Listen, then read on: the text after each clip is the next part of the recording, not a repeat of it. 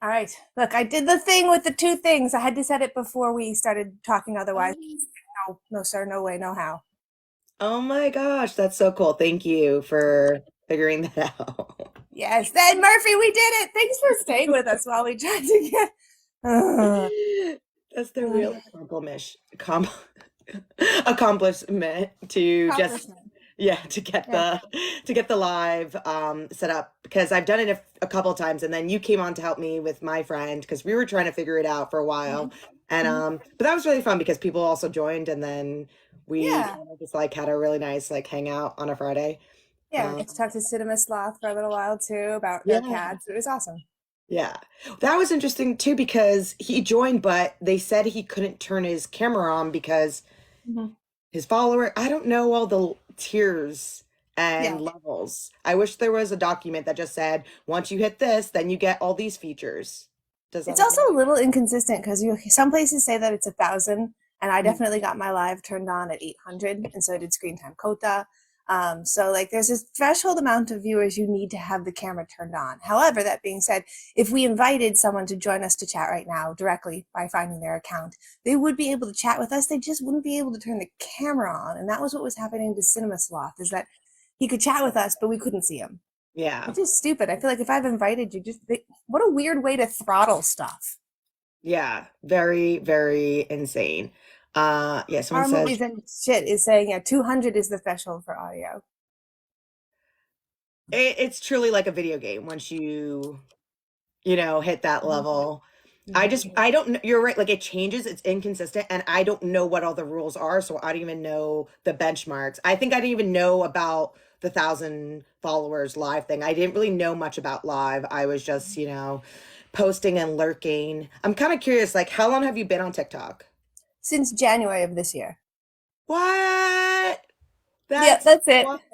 No, I thought you were on for so much longer just because like I've been turning to you for so much like advice. I just thought you were kind of like this wise, like I've been on the Shire for thousands of years and you know. I Google and read a lot of information. I also use the apps that like read stuff to you. So while I'm cooking, I'm just like, hey, can somebody explain this to me? And I'll listen to it. I do a lot of live using StreamYard and YouTube, so I'm familiar with that. It's not really helpful on this platform. Also, there's another threshold. You can't do streaming on TikTok on your laptop or on your computer until you have 10,000 followers. So if you wanted to use Streamline, which is a StreamYard, which is like an aggregate surface that you could put out of, and it would go to YouTube and it would go to TikTok and it would go to Instagram, you need to have at least 10,000 followers. Wow, I didn't even know about that because I just thought it was all phone based because I'm a little old school in the sense like I like to do things on my computer. I have my computer right in front of me and like even during this I'm like I wish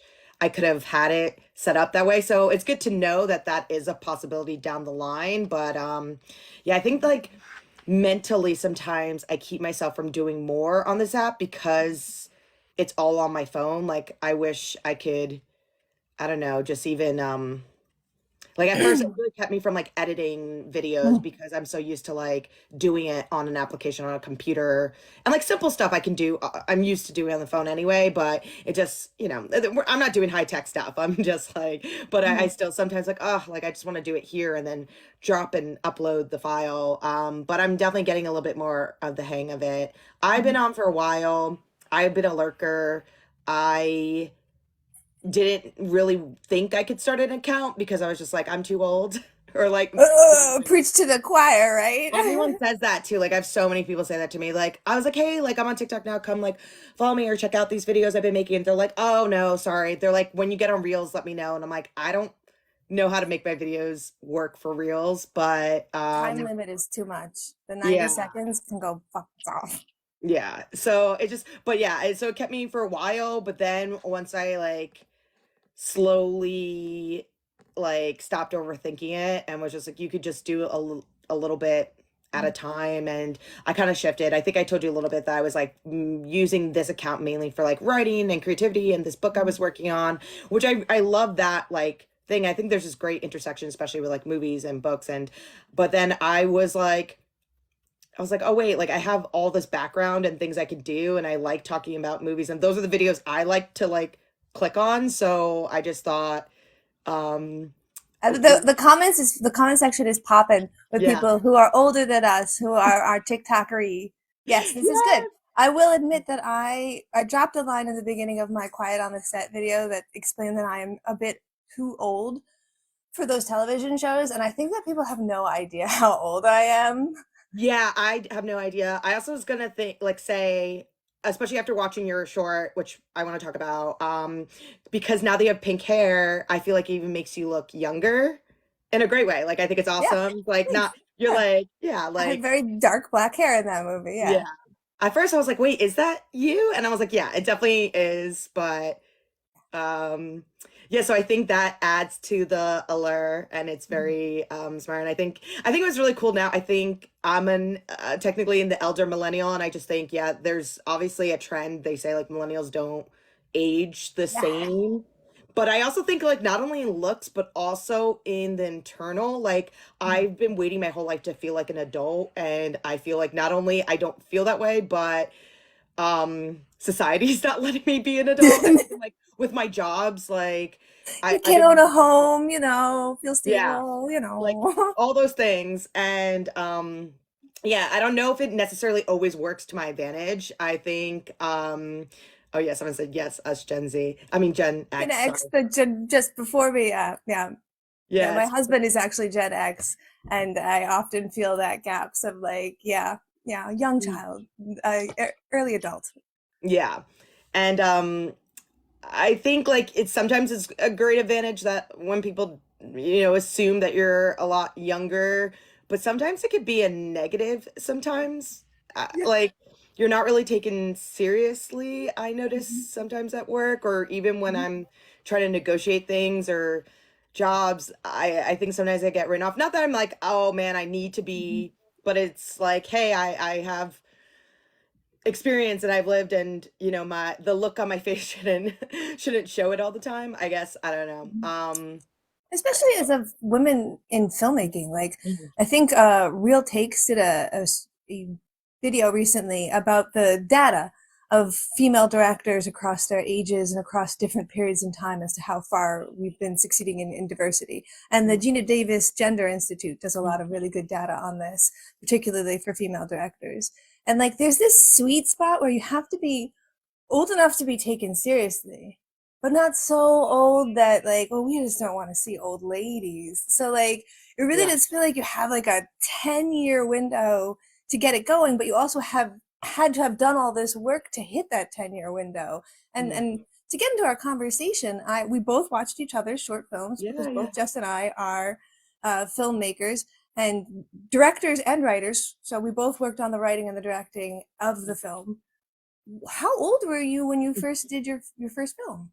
Oh, I mean, well, I went to film school, so before the short film I sent you. Awesome. So Awesome. I even before that in high school I was making shorts, but we weren't thinking of them as shorts. We were just in AV club and Mhm, mhm. TV production and we just were making things when we could on mini DV cams and things like that. Oh, mini So DV. Ooh. I have definitely, so it feels like something that's just always been in my system going. And then when I went to college, our school, I really liked my school. I went to School of Visual Arts, and it's not like just a straight up theory film school. It was very hands on, almost like a trade school, almost like a technical school. So we would have like one class on production for hours, and we would have to make things all the time. And I remember one teacher, we just would make like 24-hour movies type of thing, Yeah, like good once a week. competition. Yeah. Yeah, because we were on the cusp of like when things were changing. Like I remember being in school when like we found out what YouTube was and Twitter and things like that. So it was like, hey, we need to jump on this bandwagon, which was really hard for me at the time because I was coming from the time like, hey, I wanted to go and like study filmmaking, how they, do it in at a high level production. And we were learning how to get in on a very like social media way. So I think I had some hesitation just because I was young and didn't know and a lot was changing as I was experiencing it. Like we were building the car as we're driving it type of thing. And I remember even graduating, that's when like DSLRs were coming out and it was just saying like things were becoming easier and easier. But I do think there was like a gap between like figuring out like indie filmmaking and then like getting on into a studio system and making big budget films. So after college and like even a little bit of college, I was also in a comedy group and we would make like short, again, like we didn't consider it short films. It was just like digital shorts to put on YouTube for our Mhm. comedy brand. So I was doing that all the time, making maybe a music video and just keep on filming as much as we could. And were you And acting in these as well? yeah, sometimes, yeah. We would just Nice. everything. Like it was just you had to. And Yeah. then yeah, and then with the short film you saw, that was because I was working on a feature film with my friends out here and we had like a million one drafts. Like we were working on forever, did a GoFundMe, didn't make the GoFundMe. Or wait, it was called Indiegogo at the time. That's the Oh one. yeah. Still around, still kicking Yeah, around. yeah. And we did make our goal. It was very ambitious, but we were like trying to do like an indie film low budget, which was possible at the time. Like people were doing 40 grand type of indie films. Like so and it was really exciting because when I got out of college, I knew indie film distribution was something that was on it was on a slippery slope, like right. It could have went away, but then I believe with streaming it helped obviously change everything. So yeah, it was just exciting time, but we weren't able to make that feature just with our resources. So we took a character from that feature and decided to make a short and kind of a proof of concept what Yeah. we were I think a um lot of short films are wind up being like a proof of concept thing mm, just to get the funding out there, just to make the budget. Because you're right, without some sort of something like a lookbook at the very least, it's going to be hard for people to jump in and make something for you. What was the shortest or the least amount of money you made something on? oh And I just want to stop and say thank you for the Tiny Dinosaurs horror movies and shit, and thank you for everybody who's joining in and saying hello below. It's so yeah, good, so happy to see you. I So know. anyway, shortest amount of money you've made a movie on. Oh, I mean, probably less than a couple $100 if it's Yeah, just me and a couple friends or like my boyfriend, he's an actor, so we've gone out and just filmed things. And now it's been obviously way more easier using our phones and things like that. But the short you saw was definitely, I think, filming was like 5,000, and then even after that, we had some extra expenses that came up. So I feel for them was like maybe under 10 grand for that time. What about you? Like, I'm so curious about your journey for your short and like the pre-production and everything behind it. oh yeah, well, Girl in the Basement is it's an allegory for the type of personality that gets drawn to anorexia. And this like Mm, general belief that I can do something harmful to myself, but in a way that is self-preserving enough that like, well, I know how to do it. Because you see all these people suffer from this kind of disease, and yet how does it continue to perpetrate on knowing that you are hurting yourself? And I love body horror because it's one of those genres where people often say like it doesn't have any integrity or any value. And I'm like, okay, well, here's a really important message that I'm going to tell you using this kind of message. And it kind of came about with a little bet as a friend of mine, Jared Skolnick, who is the cinematographer on it and co-directed. We had done a lot of things in the Western Mass area where like the budgeting was crazy and there were too many people involved and too many locations and too much shit. And so we were like, what's the least amount of money and the least amount of people and the least amount of locations that we can make a movie on? And then I wrote Girl in the Basement, and we filmed in basically this one location that we made the basement for. We did it on $3,000 and that was it. mm, I am a SAG actor, so it mm, was really important for me that the film still be within SAG rules. So we did ultra low budget short film, which you can just, absolutely do. It just means that you guarantee the actors are going to get paid a base rate. People who work on it are going to get the base rate, and you're not going to like have 37-hour days, that kind of stuff. mm. We did, it wasn't Indiegogo, it was Kickstarter. We Kickstarted it Okay, great. uh, and wound up getting the guy who started Stream wound up signing up to be executive producer, Ken Birdwell, and Mike Flanagan, the horror film director, met Jared at a convention, and he actually backed us as well to help us out. That was right when he was making Oculus, which was really just a lovely thing for him to do, Yeah, to invest in kind of that smaller horror genre. And then that's how we got going. A that's lot of cold nights on cold floors. There's a lot of violence in this movie. oh my gosh. Yeah. And I keep on thinking about it. We actually brought it up at like Easter dinner last night, just talking about it after we ate, but Okay. we were like, this is just something, it really sticks out. Um, who did the like horror special effects and makeup? Because that was phenomenal. Great question. That is my friend Alex Squires, and he has been doing like the head of FX for Fright Fest at Six Flags Mhm. New England for like the last, I want to say like 20 years. He's just been there for forever. And he does all the special effects in the movies that Jared and I work on.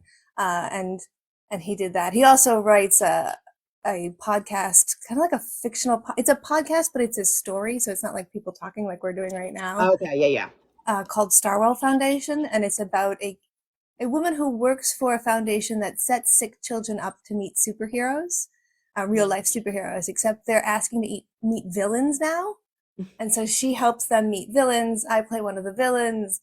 He is so multi-talented, it's disgusting. He's very good at special effects as well. And all of the special effects had to be edible because we have cannibalism involved in this movie.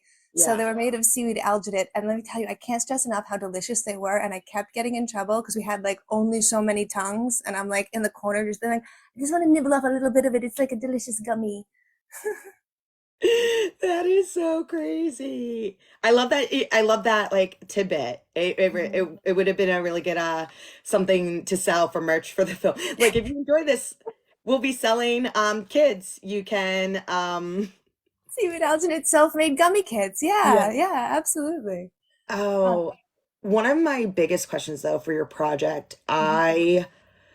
I love like how smart it was. I really loved the flashbacks and it kind of reminded me of those great like literature stories like Charles Dickens where you kind of like remember things Mhm. and how all these things kind of like play into your life. And it reminded me like I was watching like an episode like of Shonda Rhimes like show, which I love, like Scandal or something. Like I was telling Tom, I was like, this is like a Scandal episode. Such And high praise for me. I am such a Shonda fan. I'm having it's a Shonda that you yeah, think I'm like Shonda. exactly. And I was kind of curious when it seems like you set out this goal to make this short, but did you have any thoughts about making it into a feature or like where you wanted the story or kind of everything to go? Like, I feel like there was a lot involved. So yeah, do you have any updates about that? That's a great thought. Like, because with yours, it was a larger piece that got kind of boiled down so that you could boil it back out again. Yeah. I don't think it could be any longer because it is such a difficult thing to sit with. If it was any longer, it might make you like disassociate from the violence so much that you shut down.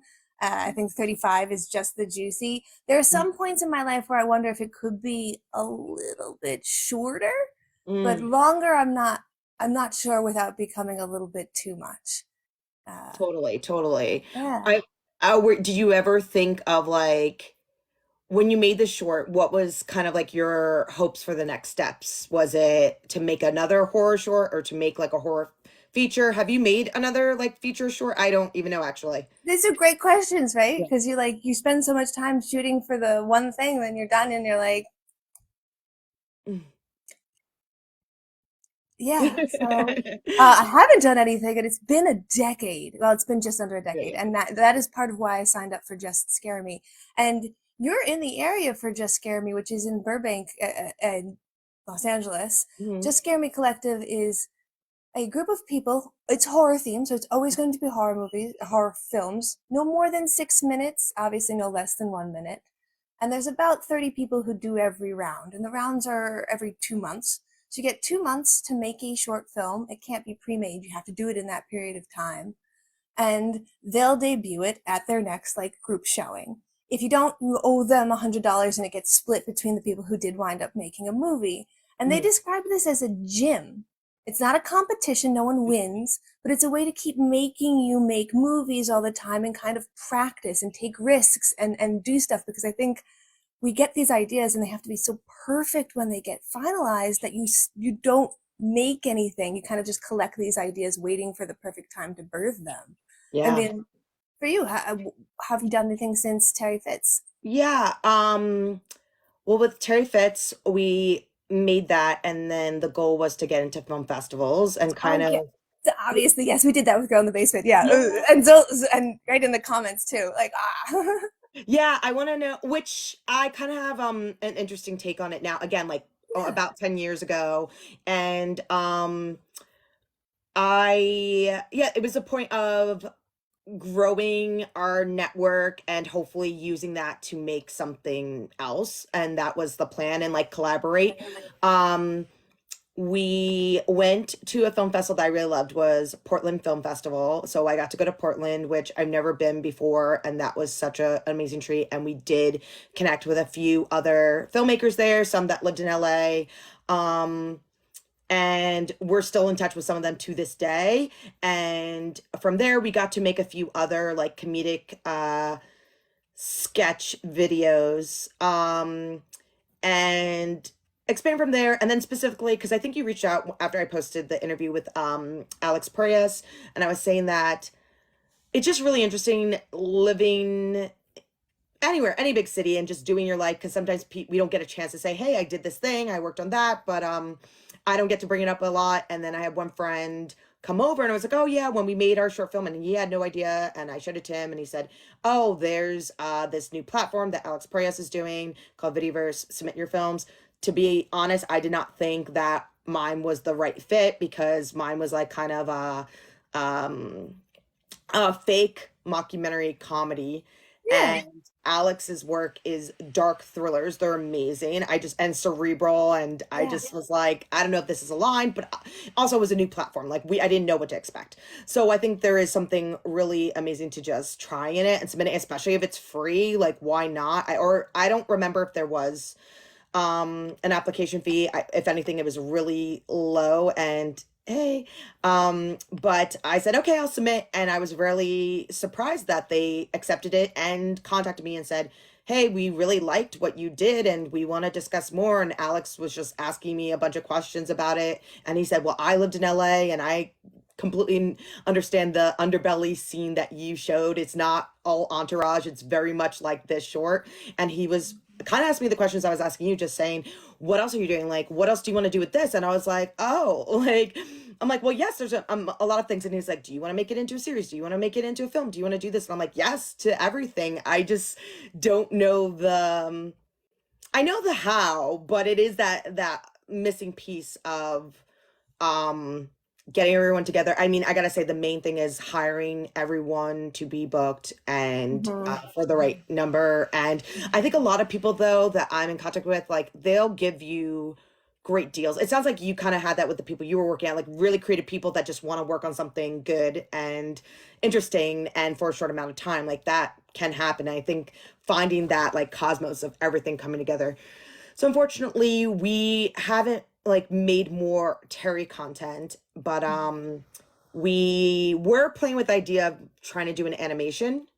We did get an illustration of Terry and it looks phenomenal. It looks just like him. I think it would be a really funny animation.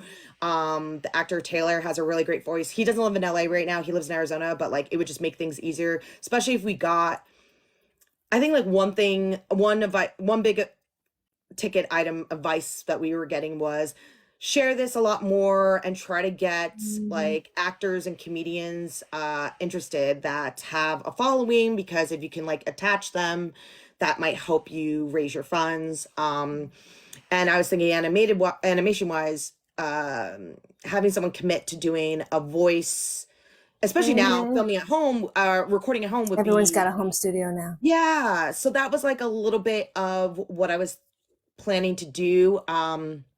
But I really want to do a feature of Terry. Like I did write a version of the script and it was very influenced by Pee-wee's Big Adventure in the sense of like he's on like kind of a road trip, but instead of a bicycle, he's trying to find like a white limousine because for Terry, that was like on his vision board, the symbolism of like Oh, making it. So he just thought, oh, you gotta just like be it and feel it and then you'll make it. So he's like, if I have the white limousine and I'm inside of it, then I would become a successful famous actor. So that was like my premise.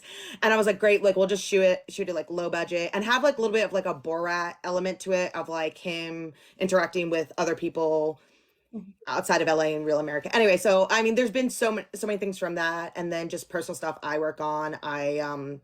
I have like another like illustrated comic idea that me and my boyfriend been working on for a long time called Deli Bar and it's just been like it's really cute. It's like a dark comedy Cheers but in a dive bar in LA and I don't know that kind of hits some ups and downs too. Like we don't know.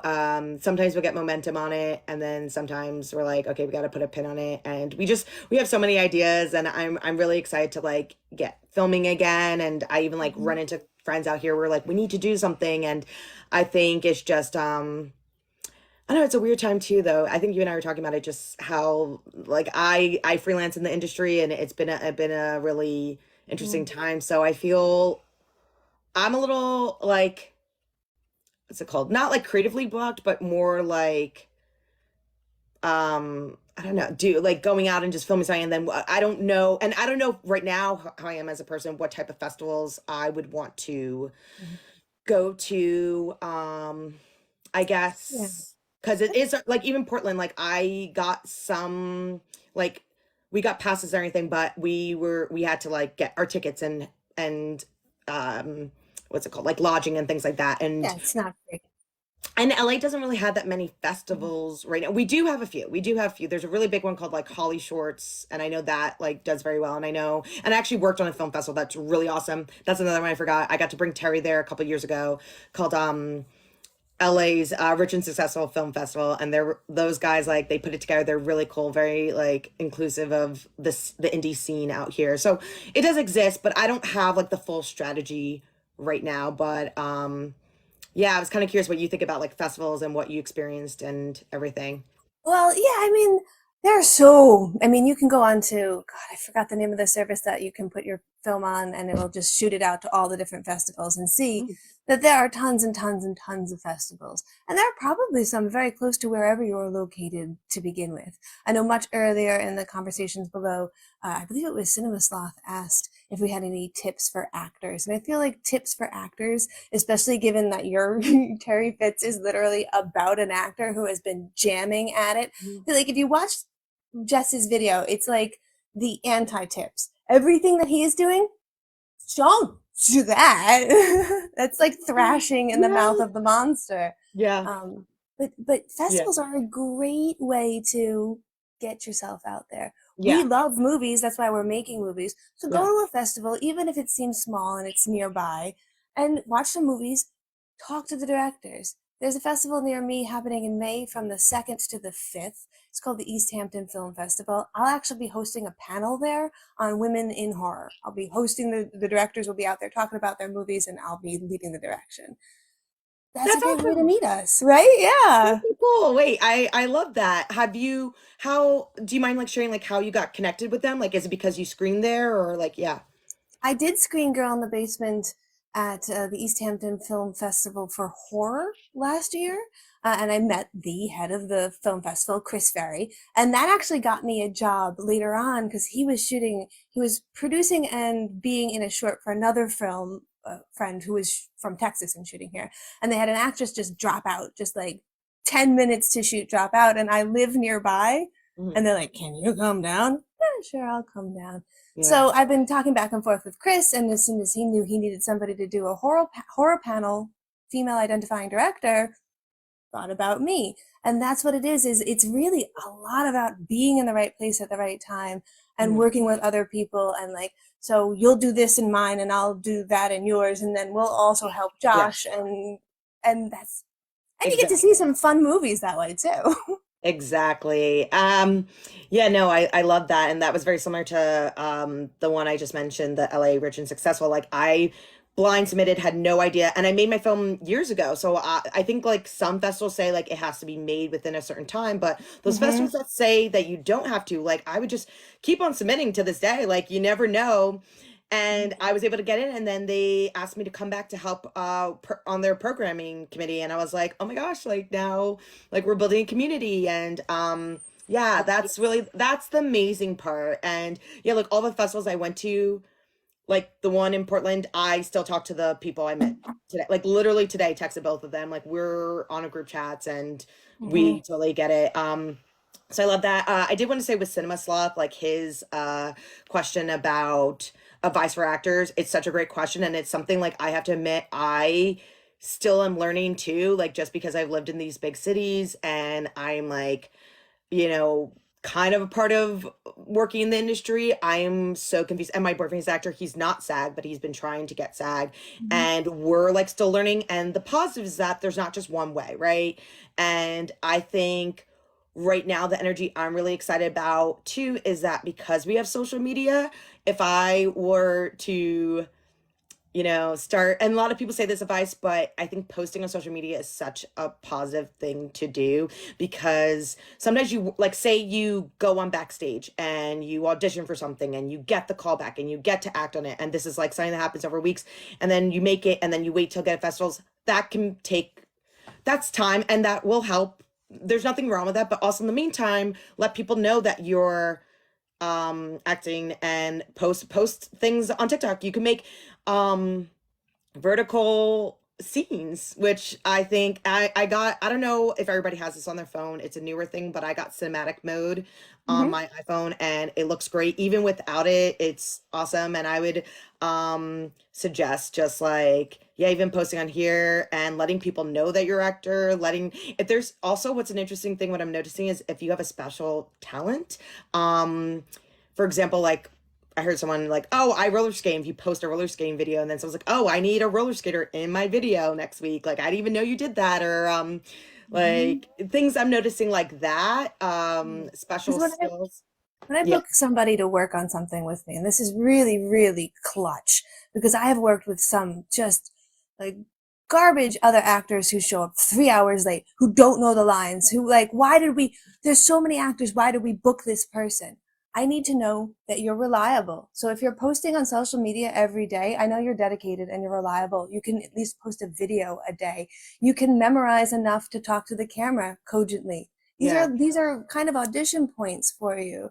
And if I can't see that, if I don't know you ahead of time at all, I'm going to pass and go for somebody else because I can find somebody I will know.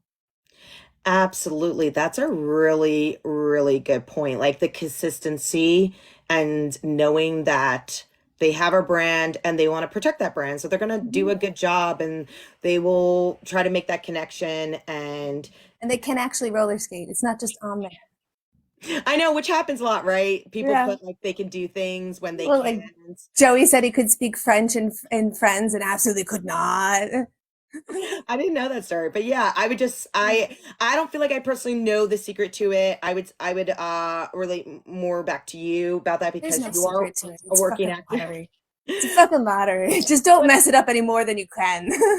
when I was like starting, I think there was something to and I did a lot of like comedy when I was like in college and leaving college. So like I did comedy classes and that was and also my college we did have to take acting classes, even if like our especially if your major was in directing or writing, which I thought was very good because it's Mm. everything.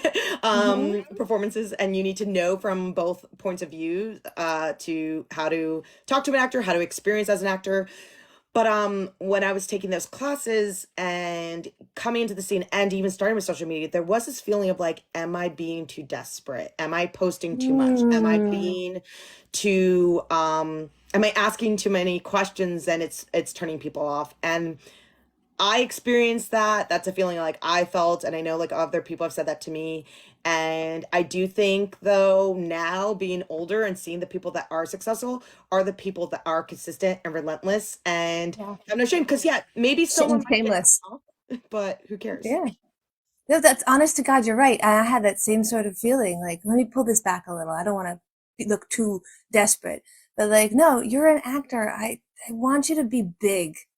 Yeah, exactly. And like the way you reached out to me, like I didn't even realize like I posted that video saying that I made a shirt. I was just like, oh yeah, and like I don't even like push it out there. And I have more friends too, even we're like, oh wait, we didn't know this. And I'm so thankful that you sent me yours too, because even though I'd been like finding you on other like social platforms, but I wouldn't have thought to like go and find your actual um project. It was very smart, and I think that's a good way, and like to have, and you're in it, which is great too. Like I was thinking of it, like I was watching it thinking like, oh, this is so cool, like why like KT wanted to tell the story. Mhm. um but then I was like, this is a really good showcase for you, and that's why it was so exciting to watch, because right away, for me being an outsider, I don't know your whole journey, but I'm also like, ooh, like what else more, and how exciting. I do think like this story, it's just one of those like, a, when you take it from face value, it's very thrilling and exciting, and you're on the edge of your seat and you don't know what's happening. And then when you told me kind of the backstory, a little bit of like the metaphor, which I loved, I think it just it hits on so many levels, right? Being just a woman scared that you're going to be locked in a basement, right there with Mhm. the title. But then when you relate it to it, struggling possibly with an eating disorder, and how people kind of rationalize with themselves and debate with themselves, I think like that level is just very interesting. And that's why I was like, man, this would be a really great feature to watch on so many channels and platforms, because I think you have an audience that would like it and rewatch it for those hidden meanings. Because I think on the first watch, I don't think I don't think Tom knew it I when I see. explained it to after what you said. Mhm. Because there's so much going on. You're so caught up with like, and I was on the edge of my seat of like looking at it as a scandal episode. I'm like, and then it just kept on going what it went. So yeah, like I was kind of that's why I was kind of asking like what was your, and if you want to do something like that again. Oh yeah, absolutely. I think that it's really funny that Mike Flanagan came and came and gave us some money to work on this film, because he does this a lot too, and I think it's incredibly successful, particularly in the first one, The Haunting of Hill House. This idea that trauma haunts people is so good at connecting audience members that would have once written off horror as something that is just purient, and it's supposed to just make you feel uncomfortable. But, and I talked about this in my podcast that came out today about Green Inferno, What If I Don't Like It, which you can get in my link in bio. Horror is really good as like EMDR. You're going to microdose a really intense and uncomfortable feeling in an utterly safe environment. And like that's what we're trying to do with Girl in the Basement. We're kind of trying to make you sit down and think about difficult and uncomfortable things, and then step back from it and be like, okay, that was really relatable, and that helped me talk about a topic that was difficult in an interesting way, because nobody wants to just be preached at. They need to be Yeah. a little entertained, right? Yes. I love that. And I thought I before I forget, I do want to say I think it was a very smart and interesting choice to have her be a medical student, right? Or she was already a nurse. I know she was studying to be a She was surgeon. a surgery intern. Brilliant. That was so smart. It was just so grounded. It was, that's what I loved. Like it brought you in, where some like horror films, I think people can disconnect because they're like, this is so extreme and over the top that, but How would that they know how to do this? That kind of shit. so brilliant. Like, Thank and that's why you. I love the flashbacks to just the learning and that type of thing. It just felt and that's why it made me think of, I think, Shonda so much like Scandal, but also like Grey's Anatomy. Like that would have been an episode I feel like they would have really have done. And like the reason why my mind goes there, I'm not like a huge like die hard horror fan, but as you Yeah. know, I like recommend horror all the time because I think there are so many great films that like transcend Hmm. that. When I recommended, when you were talking about the trauma, and was it made me think of Talk to Me, and So that's, good. Think about that all the time. Love that movie. I'm so glad you liked it. I That was another one, like I didn't know what to expect, and when I watched it, and I definitely saw the processing of trauma and using like grief and the mental illness and addiction, and to Mhm. put that through a horror lens is so smart. And yeah, I think like really great movies. I think someone mentioned in the comics like they were talking about Babadook, which I haven't seen in a long time, but I think it's very similar, right, with mental illness. Yeah, Yeah. it has a lot to do with and her child's dealing. Yeah, it's I'm giggling to myself because I mean you found out what happened to Babadook because of the way it got labeled in Netflix. Oh yeah, because it would say like mental illness Oh or no, no. something. They were Yeah. having a pride parade, Ah, like a yes. Okay. pride thing, and so they accidentally labeled Babadook as a pride film. And so now Mhm. people do like Babadook drag or like Babadook Yes, as a yes. pride. And yesterday I was hanging out with my nieces and they were drawing on the driveway for Easter and they kept accidentally drawing Babadook. They don't know what Babadook is, but Babadook is drawn in the book in the movie. And so I taught them how to draw Beach Babadook, which is a Babadook hanging out at the beach. Like that movie is scary, intendedly scary, but what we've done to it as a culture is like fully embrace it in such a strange and glorious way. Yeah, Yeah. it's really transcendent the way horror winds up becoming part of people's lives. I'm kind of curious, just wanted to like go to the comment really quick because Mhm. Murphy's Musings was like, I'm the oddball out. I hated Talk to Me and like Babadook is a great movie. And I just Mhm. wanted to say, like, you're not the only one. I had a few friends also like reach out and just said, like, not for me. I don't get it. It's just not believable. I don't understand relate. So like you're not just the only odd one out on that. But I am curious when people say they don't like it, what really like stands out to them. Mhm. Um I do notice, but I do think these movies though aren't always for everyone. And likewise, like I watch so many horror movies that I'm like, this isn't for me. Like, but this is for a whole. I totally get it. And it took me a long time to even watch some really big A24 horror films because I'm like, I don't know if this is gonna be for me and what I'm interested in seeing right now. So, sometimes it takes like a long time to like even watch something. Honestly, Yeah, really that's the essence of my podcast. What if I don't like it? I find actors, artists, musicians, and I ask them like, is there a movie that you've been afraid to watch despite people telling you it's good? yeah. And then we talk about why, and then we watch it, and then we talk about it afterwards. And it's interesting because sometimes it's like, no, that was justified and weird, and sometimes they're like, I don't know why I thought Usual Suspects was just Reservoir Dogs again. It's a different movie. Oh yeah. Um, yeah, yeah, it's very, very fun. I think that you could even say of dramas, of even comedies, like, oh, this is not for somebody. Like, I watched Bad Trip, where everybody doesn't know that they're in the movie because it's an uh, like Eric Andre. I guess it's a movie. It's still technically a movie, but it's an improv. And I Okay. definitely know people who are like, I don't want to watch that stupid. Yeah, yeah. And for me, I was just like, I can't believe they're pulling this heist, this film heist.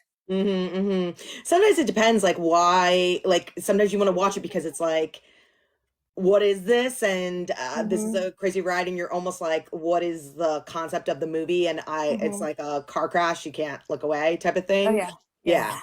Are they Uh, going to be able to pull this together? yes. And I noticed though recently, some movies, I feel like I'm having different responses if I'm not seeing it in theaters or not. And I think that could just be like a me thing. I know other people have it, but like, some Mhm. stuff I'm watching at home and I'm not like connecting as much, or I'm watching at home and I'm like, wow, I enjoyed that so much better. So, um, that keeps Yeah. happening. I think if you saw Late Night with the Devil, it's Mm, good either way, but I have spoken to people like my sister saw it in the audience of a packed theater on the night that it came out. And she said there was electricity, especially in the scene where they try and hypnotize the entire audience. And she's like, you could feel everyone looking away and freaking out, even though we know it's a movie. And you're right, like that there yeah. is still should listen to Nicole Kidman and go see a movie theater, go to a movie theater. Yeah, yeah, for sure. I felt that recently last year. I got to work this film festival at TCM, you know, the channel, the classic movie channel. Hmm, Um, of course. yeah, they do a film festival, which I kind of knew about it for years, but like I never really got to go. And last year I got to go and work it. And this year I'm going back to work it. And Ooh, that should be fun.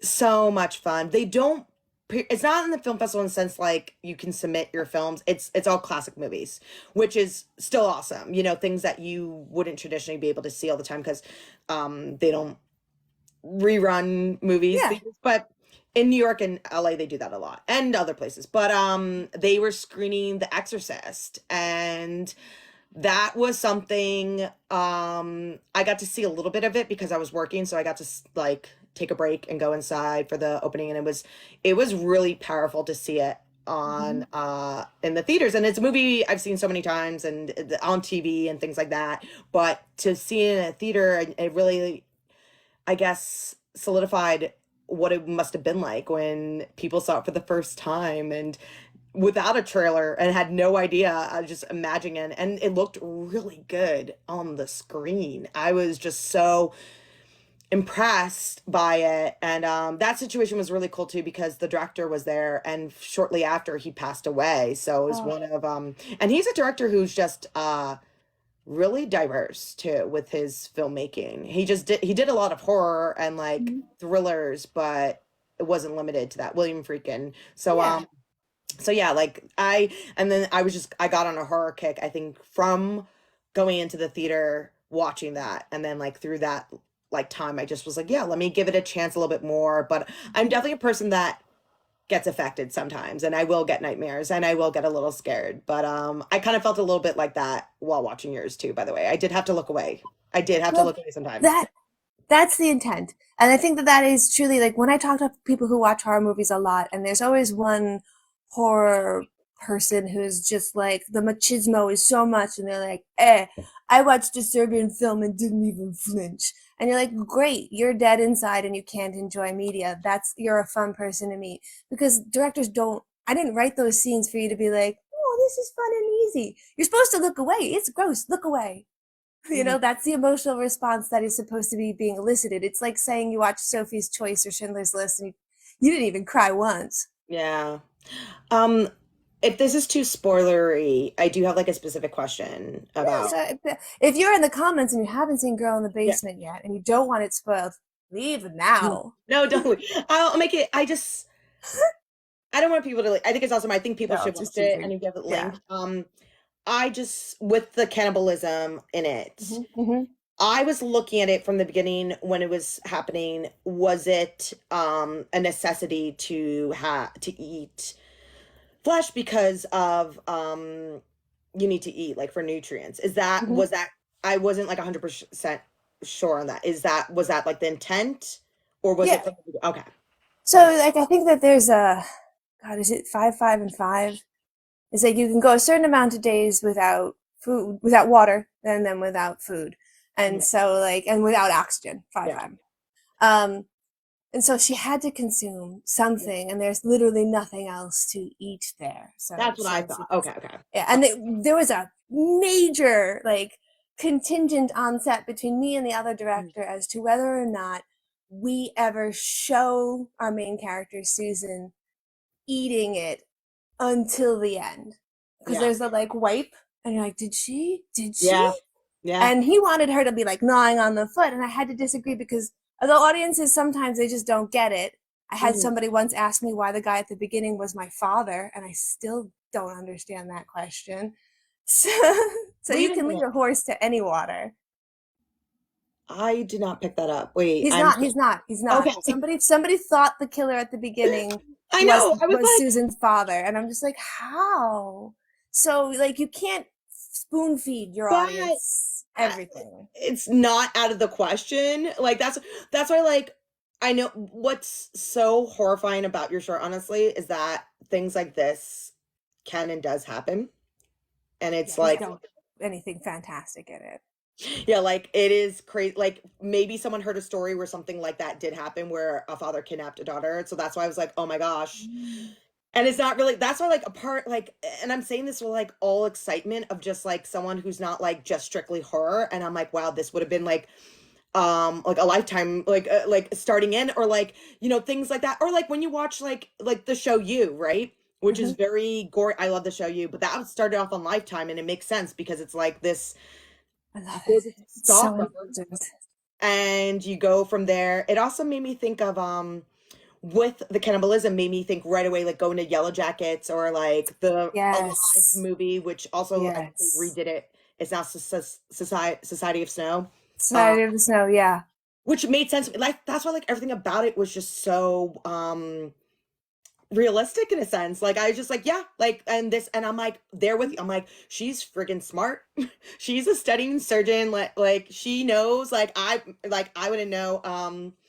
I just, yeah. So I Oh, it's just, like a boiling frog situation where like every decision that Susan makes, you're kind of like, okay, yeah, no, okay, we'll do this. This makes sense. And then when you get to where you get to at the end, you're like, mhm. what did we agree to? But like, I think sometimes people, and myself included, like we'll watch a horror or something and we're like, we just, there's something we're looking for that we, and then we're like, we're taken out of it or we lose it. And we're like, that wouldn't Mm, happen. That doesn't make sense. But like with yours, I was like, yeah, yeah, like that I can believe that makes sense. And, going from there. And that's why I'm like, wow, you really hit something, I think, for women. And to have her medical, it's just, it felt like, I know this girl.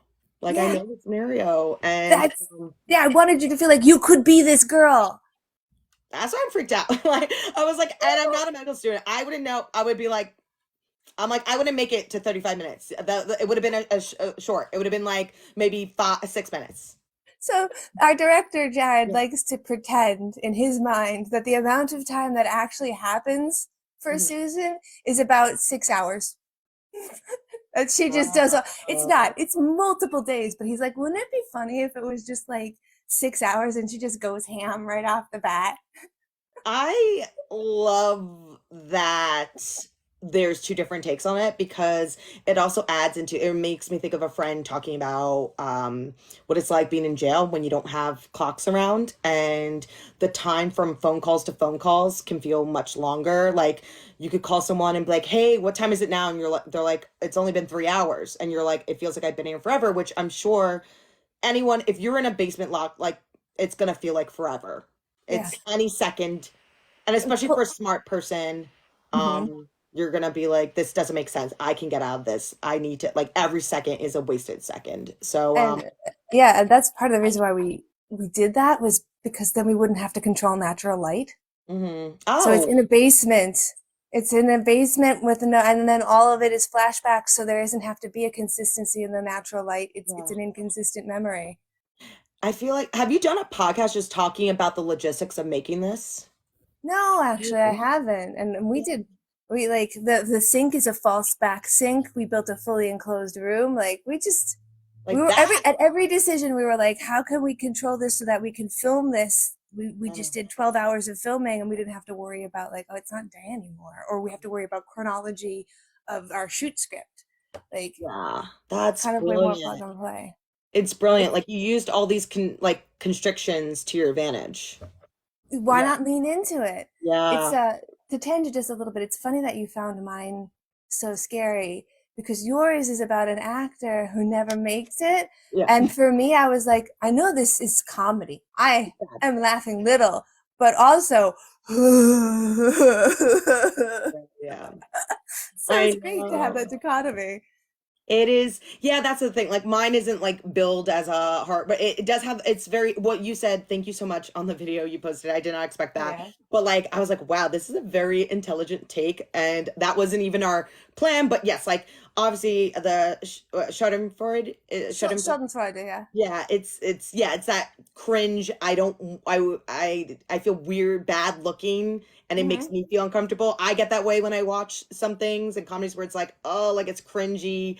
I'm trying to think of a show that does that I recently. think The Office is the king of this. Yes. Yeah. Yes. Yeah. So we studied a lot of Office original, like the British version and David Brent, where you're just almost like, like I can't believe you just said that. But what I love about Terry is that he doesn't say anything like offensive, and he's No. very like sensitive, and that was something very um like specific we wanted to do because anytime we thought another character that we really like loved at the time too was Kenny Powers in Eastbound and Down. We love that show, and I love Danny McBride. I think he's a genius, Oh and yeah.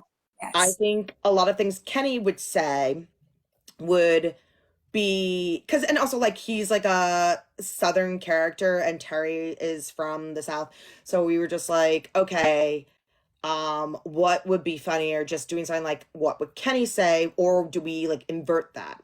And like we would look at Kenny like he would joke about being a womanizer, and then for Terry we are like, well, wouldn't he want to be like what's funnier to us, like him being a womanizer or him being sensitive and looking for love and trying to get back with his ex. And we just found so much more comedy going the opposite. And Absolutely. yeah, Yes. but we definitely met because when we were trying to make our feature, we were already auditioning to just meet people, get them see hear the words and feel the characters and get it going. And we had some people attached and that was awesome. But for other roles, we did like old school, like come in, audition. Zoom wasn't big then. It was like again like 2014, 2015, twenty Yeah. thirteen. So we would like, you know, rent places and people come in. And we got to meet people that kind of embodied Terry in the sense of like been here for a very long time. This was before the term Delulu, but the Delulu was real. And so we were really inspired by those people and that essence. And we wanted to like put it into that character. And I think even though it's like definitely cringy, we did want to end on this is a day in a life of this guy, but he's not going to just stop, even though everything is telling him he should stop.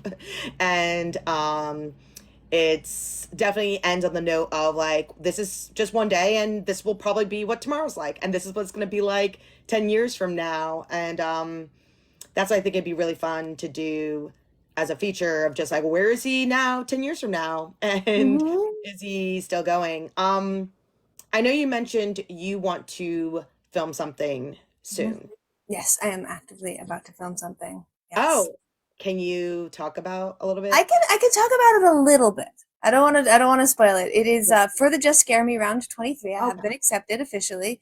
So I am again going to approach this from a very guerrilla standpoint of like, okay, what is the least amount of involvement that we can get to get the product that we need at the end, if that makes sense. Like, okay, we're going to lean into the cameras that we have. We're going to shoot it vertical so that when we're done and it premieres there, it can premiere on TikTok. That kind of stuff. Because it's going to be under 10 minutes, so why not throw it on TikTok?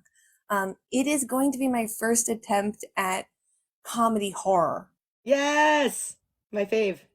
Because I have a soft spot for it, and I feel like okay, Girl in the Basement was really heady and really big, and it's hard to get a heady message in 6 minutes, and we kind of want to just have fun and see if we can make the medium speak and join in with Just Scare Me, and it's my first swing at it, so uh, I've seen a lot of Jared's comedy horrors and just been so utterly inspired that I'm gonna try and get you guys to laugh a little. I do live in a haunted no, I'm not supposed to say that. I live in a house where things don't make sense because you're not supposed to invite them in by saying that it's haunted. I live in a Tudor house in New England that used to be used for a now defunct form of Christianity. So in one of my rooms, I have a big two-story pew for like proselytizing off of. Yeah. Um, and then nailed to that when we moved in was a piece of wood with weird, creepy Latin on it. That's like a blessing on the house you're not supposed to remove. In the backyard, we found an unmarked grave and a gravestone. We can't read, which is fun. Um, my office, which I can't work out of anymore because anytime I try and change my office, weird stuff starts happening. Like there's a music box we can hear, but we can't find. It seems to be in the walls, even though we've torn all the walls apart. We can't find it. Um, I can't take it.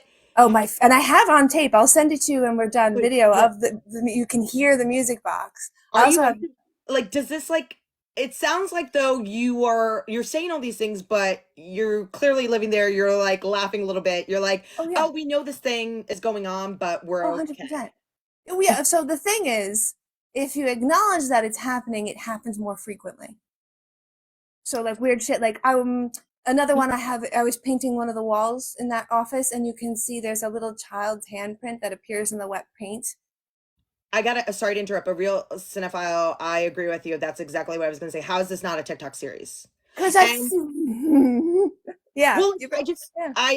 especially because what I love is again your energy right now because you're someone which this is such a long story, but there's certain people like obviously you're either going to be like really scared of it, but then there's going to be people who are like I'm aware, I can handle, and I'll just let you know. I'll tell you what to do, what not to do, and here we go. I love this too because, well, we could talk about this on another session, but I worked on like a celebrity ghost story show years ago, and we basically there was a show called Celebrity Ghost Stories, I believe. It's like on A&E, and then Oh they yeah, did yeah. I've seen a couple episodes. and they did a spin-off where they took the celebrities ghost stories and then they brought them to the place of where it happened, and with a medium to kind of like revisit and see and like get down to what was going on. I know, right? Isn't this psycho? And I mean, I'm a adventurous person. I was also a little bit more adventurous than like 10 years ago. I right after I met Terry, actually. I got with the production company, and we traveled all over the country, and we worked. I posted some pictures of it, and I should explain more. But like, I worked with like Ernie Hudson, um, Kevin Sorbo was one of them. Kesha. Ah! I know this is crazy. Charisma Carpenter, which her story is actually like so massive and interesting, and she's such an interesting person. I mean, she was on Buffy. I don't know if you're Yeah, familiar. yeah. And like she's a like TV professional, but like her life, like I think she also made another show about a real life incident that happened to her where it was going like she caught basically I think a serial rapist who was going around in like SoCal, and her story like needs to be a real movie or documentary, but like Seriously. that's crazy stuff. Who else? Oh yeah, so I said Ernie, Eric Roberts, T-Boz from TLC, Mhm. and Morgan Fairchild. Eric, I know. And some people, like for example Eric Roberts, we went to his house that he's still living in. Because it's a good deal. That's why we bought this house. No, they couldn't sell it because it's too haunted. And we saw how cheap it was, and then we offered them what we thought was even like a joke offer below that. And they were like, yeah, sure, it's yours. So, but it makes me feel like kind of good hearing you talk about it, because I'm like, it doesn't seem like you're scared, because I do think like a lot of places I go, I'm like, yeah, I feel energies, but like, is this going to affect me? Am I gonna like live with it? Is it gonna be okay? Like, Yeah. it sounds like do you feel like someone just asked, is the premise a menacing one? Like, what would you describe it as? Well, if we're going to break this down, there are two different presences in the house. There's the presence that's on the left side of the house where I work, and there's the presence that's outside where we found the grave. Because where we found it, and I have my husband might as well be the guy from every horror movie. Like, his radio will turn on of its own accord in the middle of the night. Oh, I gotta do a thing with the puzzle, otherwise it's gonna end the fresh the I had to verify that we're still streaming. Okay. Um, his radio will turn on in the middle of the night. It won't be plugged into the wall, and it'll just be playing music. And he'll tell you like, "Oh, that's a new feature of wireless Pandora." So he found a headstone, and what does he do? He drags it to the front of the house to show me. And I say, "Can you please put that back where you found it?" He can't totally remember where it's supposed to go. But at night, if you go into my grow room and you look out to the back, like back 2 acres, there's a light that kind of floats around where the grave was. And that I don't like that light because it tends to get closer and closer and closer to the house. And the closer it gets to the house, the more uncomfortable you start to really, really feel. And so, like, yes, I have definitely gotten scared enough that I've taken all of the pets, put them in the car, and drove somewhere else because the light was like up to the stairs. And I'm like, I don't fucking need this in my life. And I dip.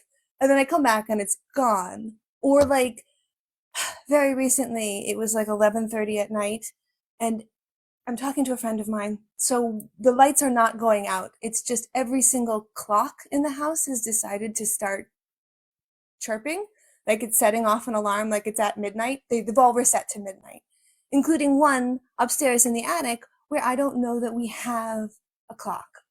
So what do? I put in earplugs and I wait for it to stop because I'm not going to go, oh, I wonder where this clock is upstairs. I got zero time for that. I've seen that movie. Yes. You're like, I'm living this movie. You're like, I'm just living this new interactive horror movie, Watch, but I also gotta live. I gotta live. gotta This is have my my, house. yeah, I'm gonna watch Bob's Burgers and never go to sleep again. Oh my gosh. But I love I don't know fully on like obviously your new project idea, but it sounds like you want to incorporate your current house, which I think is very brilliant and the true like storyteller within you of just like maybe they're telling you, they're like, "Hey, hello, the calls are coming in from the house. Make a movie here." They're like, They're "We gonna want use you it back." as a liminal space, and if I don't die while trying to film it. Yeah. They're probably like they're like, "I want to be background extras."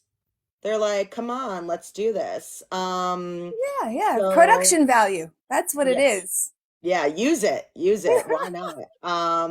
Yeah, I do want to say people are saying like you need to make TikTok stories about this. If that's something you're interested in, I think I it's great. sure. I didn't think people would totally be interested in it, to be honest. It's kind of like it's just Are this you weird thing that's been happening for the last 2 years in my house, and every time it happens, I'm like, are you kidding? Of course. Like I'm even me like again like not the huge horror fan, but I'm like I'm obsessed and this is what I noticed when I went to places and worked on that show.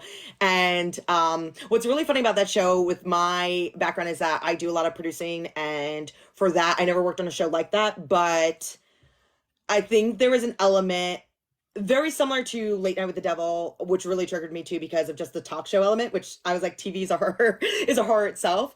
Is that you mm-hmm. want to do things for ratings, you want to do things, and I think a lot of us producers were more like quote unquote lack for better terms, like the cynics were like, whatever, we just gotta film this. Like, but Yeah. then I swear to you, every episode something would happen that we were like, can't explain it, don't know, let's move on. But you know, it was like everything because you know we think we're in control. We know the TV magic, we know the movie magic, but then something happens and you're like, "Yep, this is just proof that supernatural things do exist, and we can't even question it. And let's keep on going." So yeah. Also made me think of what you were saying about when you put your pets in the car and you're like, "I'm driving somewhere else." It made me think of like the ending of Poltergeist. Yes, yes.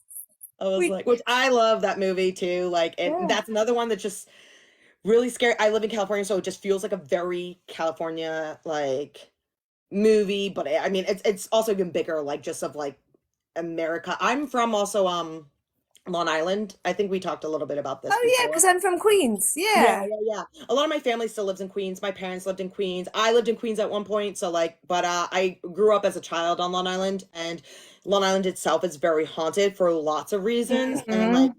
for example, I know Stranger Things was once pitched as like Montauk because Montauk itself is like haunted from all like a lot of the experiments that they would do out there. A lot of like there's a Mhm. lot of radiation testing that happened out in Long Island, whatever. But also the biggest thing like it was a Native American land and I think very similar to Massachusetts and we have a lot of towns that still embody that and then we have other towns that have like British names. That's why it was interesting when you said Hampton. I was like, "Oh, look, I know." I was thinking like Hampton out Yeah. in East yeah, Hampton. This is all one word, East Hampton. I see. Yeah. Very similar, but like we have all that too. Like even like I know there's like places like Suffolk in Massachusetts and I'm from Suffolk and Long Island and I just think you Mhm. feel the energy. You could feel the energy that like some stuff is not right, some things have happened. Someone said Long Island's great. They have pizza of like yeah, the Yes. food is really good. The food is I'm not gonna I will give them that. Like I do think and it's very interesting because like LA's having this pizza renaissance and I don't understand it and I don't understand when people are waiting in line and spending money for pizza where I was like, we just grew up with that all over. I'm sure in Massachusetts you have great food as well. Terrible pizza. Terrible. Terrible pizza. Terrible pizza. I'm going to throw that out there. Okay. Not good. They do, however, have better bagels than New York. There's a place called Tandem Bagel, and they're better bagels than New York. It doesn't matter. It's not the water. They don't have Bialys yet. That's it. If you want to go to Long Island to get a Bialy, Yeah. 100%. But yeah, Yeah. I do think it's funny that I can't get a good pizza here, so I guess I probably would be like, let's go get There's good this pizza. place. It's not Massachusetts. I think, but they say they call it New England. I don't know where. It has to be Connecticut maybe or Is New it Hampshire. Mystic Pizza? I know Mystic Pizza. I've been there. No, but like someone keeps on talking about the white clam pizza. Have you heard about that? Oh, yeah, that place is in Connecticut. Or Yeah, maybe Rhode Paul. Island. Yeah, somewhere. They keep on saying New England. I don't know exactly where, but I know Paul Giamatti was on Jimmy Fallon, one of those shows, and or maybe Seth Meyers, I can't remember. And he was talking about pizza, and he's just like, he's like, I grew up in New York, or like I lived in New York for a long time, and but he's the white clam, so I never had that. I really want to try that. I believe you. I just, yeah, I feel like I live in a weird food desert. There's some things that are great here food wise, but Mhm. I'm not gonna find the bagels. I haven't had a good bagel in a very long time. So, My um, heart goes out to you. yeah, it's been really rough. That could be the subject of your next horror film, Yeah, you we'll know? see. I don't know. So yeah, me and my brother are talking about something we want. So you can see a little bit. Our house is like all like wood paneling, Hmm. and which I think is a great premise for any like horror movie. Like it just looks it. One friend did want to film something here where we read the script. We were like, yes, but we still have to live here, so we don't want to invite like anything too crazy. Um, We've noticed some stuff, but not on the scale of what you're talking about at all. So Okay. that's why I'm like, yeah, I agree. I think you definitely, if you want to just be like, is this a great premise for a horror? Is this a real horror movie, or is this just the house I'm living in real life? Just have some extra, like, well, it's that great show Ghosts from, not the American one, the British one, where the people buy a house and they can see the ghosts and they're like roommates now, and it's funny. I love that show. I I mean, I do haven't love seen it. enough of it. I don't think I've seen the UK version though, Oh, but it's so much better. I love that concept. Maybe that's something I should go for because I do want to recommend a movie. I should do a proper thing and maybe you and I could both review it or something. There's this Yes. movie that came out and it was like indie filmmakers and I think one guy was a comedian and damn, I don't even know the name, but it was like a guy who runs into a friend that he hasn't seen in a while, I think in LA, and they start hanging out and he's like, "Okay." And he's like, "All right, I'm going to go back to my house." And like this is in the trailer, and he's like, "Yeah, I can't leave." And he's like, "What do you mean?" Like, he's like, "Cause I passed away." And so it's like I love the premise how it starts, where it's just like, "Hey, I haven't seen you in a while. How have you been?" He's like, "Yeah," and he's like, "So you're the only one who can see me," and it kind of has that like, Ah, yeah, and I love that kind of was it like, Sixth Sense? But yeah, comedic. yeah, that's like a vibe I'm into. I was talking about doing something a little thriller-y with my boyfriend, but Hmm. I don't think I'm the right person to like direct it because I don't know if I have that full like eye for horror thriller, but maybe it is something I want to start dabbling in and maybe like going with the comedic approach a little bit. And it's so Yeah. refreshing for the genre to get directors who are not just, so in the echo chamber that you might bring something to it that you feel like, oh, that was that clumsy, and everyone else is like, it was refreshing. Yeah. I also feel like when you were talking about Terry and like how it was like got a little scary, and I'm like, there's a whole nother world where that could have turned into like a horror crazy film. Like, Oh yeah. Oh, but well, was it the Michael Douglas like falling down where like a man pushed too far? I love that movie. I saw that movie way too early. You know what I mean? Like, when you saw my Yeah. my dad, like there was a lot of movies I was exposed to very young that maybe I shouldn't, but kind of desensitized me. But I remember watching that maybe in theaters. And it came out like early 90s and my parents loved it. They really got it. They were like, yes. And like, I get it too. Like the McDonald's, like they don't serve breakfast at a certain time, but like he takes it to another level. And you're like, yeah, what does it take for someone to have a really bad day? I think it still counts. Yeah. I think, And I just think, being there with someone on the worst day of their life. oh yeah, yeah. And like where it can go. But again, I didn't take that option because I went through this like, optimistic route. I want to see. Wait, Murphy Museum was the movie He Never Died. Is that the one I was talking about? I do want to find this movie. I was just name dropping. Can I check really quick? See, who can type it faster? Ah! Was it starring Um, Henry Rollins? no, but No, but why? I do love Henry Rollins, and Yeah, I wait. would watch this movie. Thanks, Murphy. Yeah, what is that? That sounds great. Okay, I found the movie. It's called The Civil Dead, and it's Whitmer Thomas, who's a comedian. And I think I heard about it from a podcast that a friend sent me, how they made this indie film.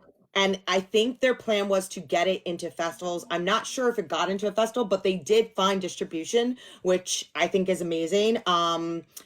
And yeah, I don't know if you got to find the vibe, but it looks like something kind of really funny. I'm like reading it now, but yeah, I think I like watched the trailer. I'm like, I would love this. I would watch this, yeah. Yeah, it looks really cool. Yeah, the distribution company is Utopia. Mhm. Um, Yeah, I wanna watch it full, but definitely I love that like what do you call it? Like that indie it got a 6.2 on IMDb. So does that mean good or bad? I don't know. Doesn't really matter. It's hard when a movie is this small, Yeah. especially because that you're gonna have like friends go in and rate it. So there definitely have been horror movies that I've checked out, and they'll have like 4.5 stars on Letterboxd and 8.9 on IMDb, and then you look at the IMDb and it's like the entire cast went in and gave it a 10, and it's actually like a 2-star movie. Yeah, it's really tough. I think the most interesting thing for me right now is making something and getting people to see it, right? Yeah, yeah, And just look at it. I don't even care if you like it. Just yeah, watch it. or like I think there's a lot of like I'll use myself as an example. Like there's so much into like figuring out with filmmaking, and I just never knew necessarily like marketing enough. And even Mm, like I don't know why my short I don't have it on YouTube. I just didn't. I do get like I think I just got really you get like confused of what the right things to do, especially when you make a film. I think they say not to like put it out there because of not right festivals or certain away. things. Yeah, not right Yeah. away. So, but now I'm like, oh, that's maybe the smartest thing, right? And because you can make something like even this film I just said, it's a feature film. I'm looking up, it says box budget was 30,000, which is phenomenal for a feature, right? Like, Yeah. and then the box office was 32,000. I think they talked about this on the podcast how it was came out during the pandemic. So again, you're not going to get a lot of people. Um but yeah, like marketing, getting on podcasts, getting like putting out clips there. I think even like myself, like I'll see a clip on TikTok and I'm like, "Oh, what is this? Like this is interesting." Oh, so would you want like to do things like Girl in the Basement now? Like, do you have any thoughts about what, like, do you want to put some of the clips on TikTok? Do you just want to like have it exist what it is? Do you want to like still push out there? Because it's like, it is timeless. It doesn't feel like it was something you made 10 years ago. The only thing I know because of your hair difference, but Yeah. yeah, like, what is your thoughts about it now? That's a great question, especially because so when we did Kickstarted originally, it had a concept where the first release was going to go out directly to the people who helped support it. And so you don't want to release it right away because people actually paid to get it first. Then we did the festivals because there's the festivals that are like you can't even submit if it's been anywhere yet. And then you trickle down and trickle down and trickle down. It wasn't called Shutter like now. I think it was called Chiller at the Okay. time.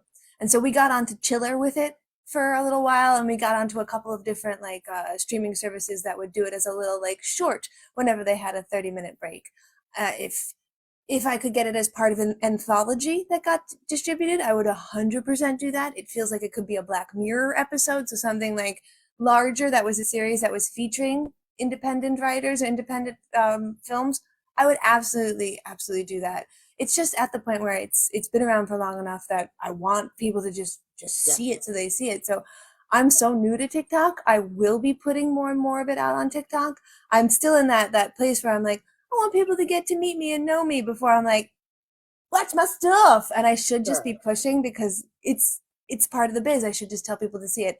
My birthday's on the 23rd of this month, and I was thinking about doing a big push on the 23rd about like, you know what you can get me for my birthday? Watch my movie. And just kind of marketing it in that sort of way. Yeah. So you're a Taurus? Taurus. Yes, yeah, I'm a Taurus. I'm a Taurus in the year of the bull. So try and get me to do something I don't want to do. Ooh. I love it. I love it. Really good time for Taurus right now. And you're kind of like some people say you're on the cusp of like Aries a little bit. I don't know if Yeah, you yeah. feel that. I'm obviously super into astrology and I love birthdays. Well, happy early birthday. That's really exciting. Yes. You? Yeah, I just say push it. Just push it. It's like also, I mean, we briefly talked about this. It's like this app might go away. We don't know, but like I always have that in mind because I'm like, I lived through MySpace. Like that Mm. was everything. And then it became nothing. So like we're as human like we're And the used to and live that's what journal as well. I had a Zenga. Do you remember Zenga? Ah, Senga! Sorry, that's a blast from the past. Right? Like, so I think people like us, we're used to these things. And it took me forever to honestly like get posting more and doing things. And I just think with it maybe going away, maybe it won't, maybe it will, but like, I think it's just go yeah like definitely post as much as possible. And I would love it like yeah for your we could talk about if you need any help like because I was able to get like some clips of mine and I tagged it like a Terry Fitz TikTok, but I might just repost it on mine so people could see it. Yeah, yeah. There is always the issue with violence. You can only show so much Yeah. on TikTok. So we do have a non-red band trailer as well, Oh, which is okay, which is yeah. totally fine. Yeah. Yeah, and maybe getting that like yeah, getting the trailer up would be And awesome. if I get banned, who cares? TikTok's about to go away Yeah, anyway. no. Yay. Yeah, if you could find like some moments and clips, and like I think people, myself included, like anything that's like doesn't necessarily like show it all, but like gives you like lets you like kind of want to see like ooh more, like you could cut away and then yeah, I think that would be a really cool thing.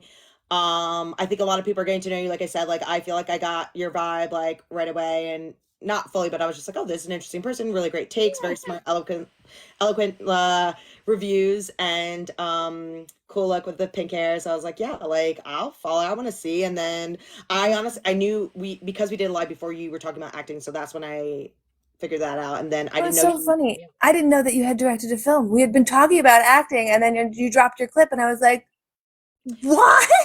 I know. I mean, again, like I forget about all this stuff because I feel like I'm so in it, and it's something like in my back of my head and voice, I'm like, yeah, like I did that. that's Yeah, yeah, like that's me. Like, but not everybody's gonna get that like right away. yeah, totally. And that's why like yeah, post I was even gonna post that clip too, because I was like, I was just in such a bad place when I like recorded it. I was just very nervous. I was just not also that podcast was awesome, but it was with two other directors. So yeah, and they're awesome. Like and they gave their advice, but I was the odd person out because I never made a feature. And I felt like embarrassed. I'm talking about a short that I made 10 years ago that I'm not like, what am I doing? And I'm talking Imposter syndrome. Yeah. yeah, and then I'm talking to like very reputable director.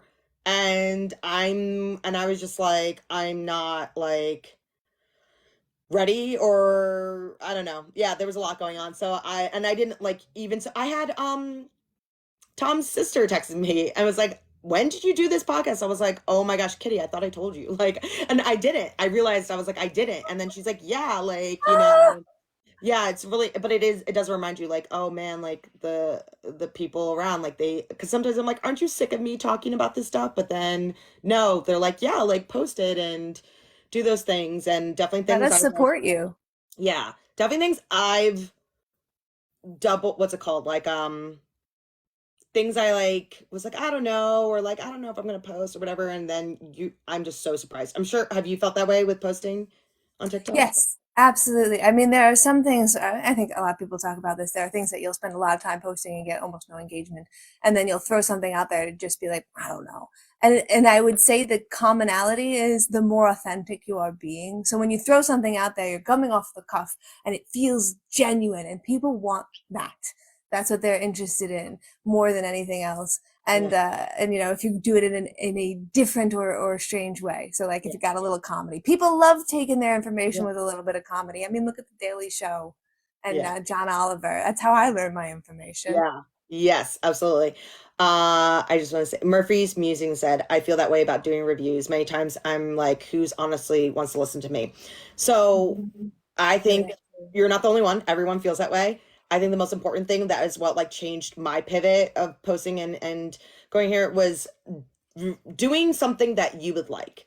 If it's a review that you would watch for yourself, that's what it is at the end of the day. Because you can have a video that does like really well engagement, or you could have one that does not as much, but it doesn't matter. You're doing it because this is something you're behind and that you would go back and watch. And that's why I try to focus on reviews on things that mean something to me. And I want to call in and I might do a movie that no one's ever really heard and it's not trending, but it's something I'm interested, because if I'm like scrolling, I'm like for example, I did this movie last night and I don't think a lot of people have seen that movie, and it's not trending at all, and it came out years ago. But I was like, wow, if I ever scrolled and saw like a girl talking about last night, and I was like, wow, I remember that movie from 1999. Like that's cool. Like so, it's Yeah. almost you got to put yourself almost in a viewer and be like, do would I want to see this review? Because you can never predict what other people are gonna like or not like, and obviously do the trending stuff because that's fun if you want to get in. But Yeah. like, I But think that's yeah. even then you might not get to be the one trending video, Mhm. depending on, even if you posted early, somebody's going to pick somebody else's video. Like, Yeah. I have 10,500 on my quiet on set, and I know somebody who posted almost the same video, same opinion, 30 minutes later, 500 views. For me, it's a real big, like, I'm doing this to get in front of the camera and practice getting my, lighting right, practice using my microphones, and put content out every single day. Cause I also do a lot of video auditions for stuff. So this setup is just second nature. It doesn't feel weird putting in my 100,000 hours and becoming a master of it. If people watch it, that has to be just something unrelated to the creation of the content. And that's also how I make my movies. I'm making this movie because I absolutely need to. I have this thing stuck in my head and I have to say it out loud or I'm going to go crazy. If somebody watches it, that's great. If I make this with the intent that it has to be watched, I'm going to have a bad time.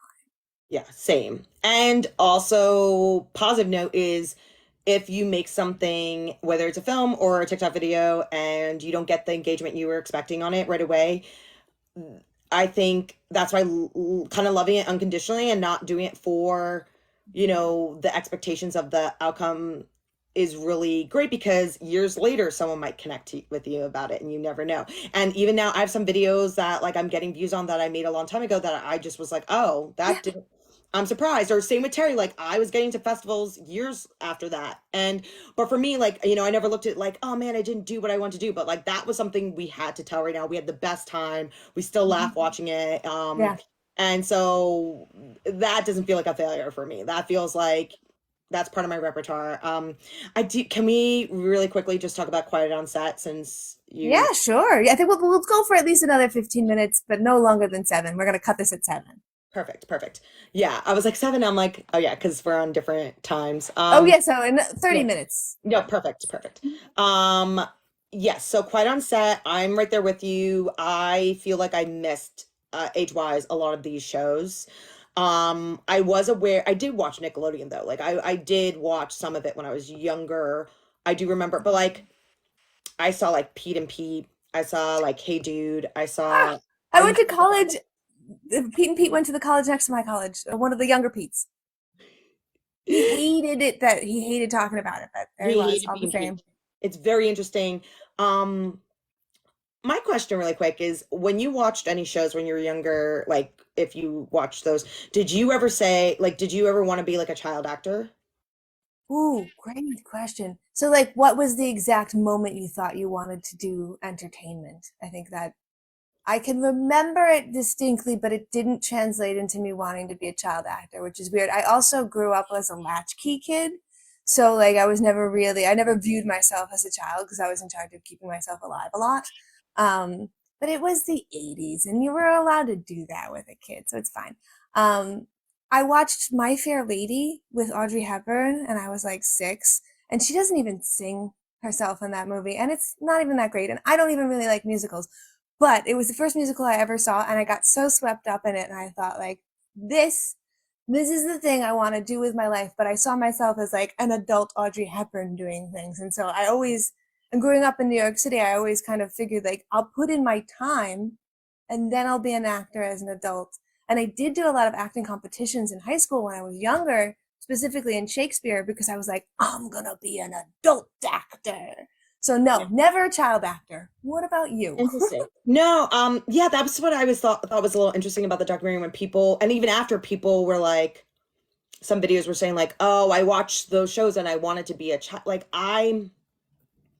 I didn't feel that way. I mean, I didn't feel like my rep wasn't acting until like later in life again, but it was more like comedy or if I wrote something for myself or whatever. I never saw myself in that sense of like but I really yeah like and I watched a lot of Nick at Night, I want to say, and TV Yes, Land, and like for yes. me when I watched it it was like the big one was I Love Lucy was on, or like we had like Bob Newhart. I know it's changed now, and now they have like Friends.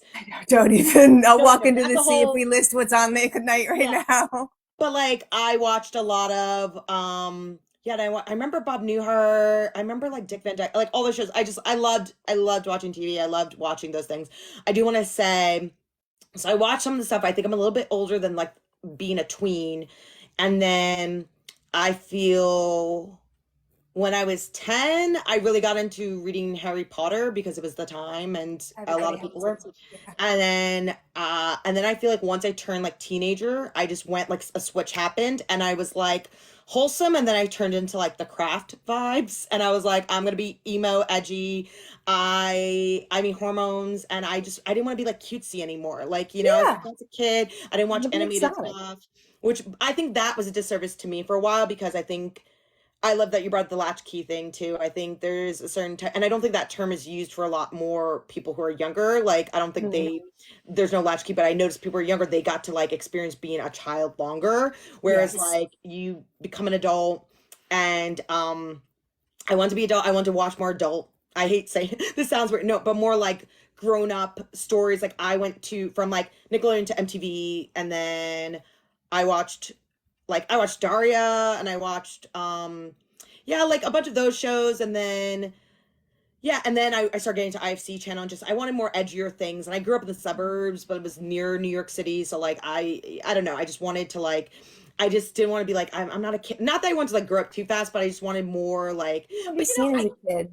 yeah, and especially when you're like growing up. So like I watched some of that stuff. I watched some Disney movies. I watched like don't get me wrong, but like something but I noticed like the comedy wasn't hitting for me anymore with some of their stuff when it was like turning. So like I definitely maybe seen some of the Amanda Show stuff. So I don't want to say like I was completely out of touch, but I think as a kid, subconsciously, I was watched some of that stuff because I watched a lot of TV, but it wasn't like I knew it wasn't for me. And now watching it, I'm like, oh, this is not they weren't making this for like young girls to enjoy. This was for I don't know, but I mean I It's do know. surprising. It's so surprising to think that that got made at any period of time. At because we were like, well, what's the context? And you're like, no context. Look at this. Somebody signed off on this. Yeah. So I like for someone who didn't like feel like I grew up on this because I remember I worked on some shows and I have a friend who actually like watches a lot of this who did watch a lot. I have a few friends and they would bring up shows to me and I'm like I have no idea what you're talking about. I have no idea what you're talking. I don't know the references. I'm sorry. And but that being said, I put on the documentary because I'm very interested in Los Angeles and Hollywood and the business and I just couldn't stop watching. And it really like changed my brain chemistry a little bit. Like, or what did people say? Like it really was visceral to watch it. I was very upset and I didn't have a direct correlation. I think this is upsetting for anyone. And I think it's upsetting for anyone who, even if you don't work in TV and even if you don't watch those shows, it's very upsetting, right? Mhm. Like, so what I do you mean, think of someone as an actor and oh seeing yeah. this? I mean, they have all the aspect of the women in the writers' room as well, so you're going to relate to that too. Yeah. And it's not far enough away in time to feel like, oh, well, we've really progressed. And you're like, no, we've not really progressed. This is probably still transpiring. I know that there's a lot of talk on this issue because Kevin Spacey's new film is about to come out. Uh, Kevin Spacey has a film, something's, I guess it's got the word eight in it. It was filmed in 2001 when he was under trial, just before he went to Britain to serve trial for the 9 counts of assault and child abuse. And he did not get found guilty on any of those charges. So this film has been sitting on the shelves for a very long time, and they figure it's probably just about long enough for us to forget that we don't really like him. And he was technically never found guilty of anything. So they're pushing the film out again. And it's this question of like, okay, so we were outraged. We had our outrage. Nothing's going to change. You do still want children's television, don't you? Like they're even talking about Dan Schneider trying to get back into making television for different stations now. Yeah, this is really hard to take in. My thing I wanted to bring up because you said the women writers and also like Dan Schneider now. maybe doing other channels, and it's something that needs to be said that I don't think is like realized enough, is that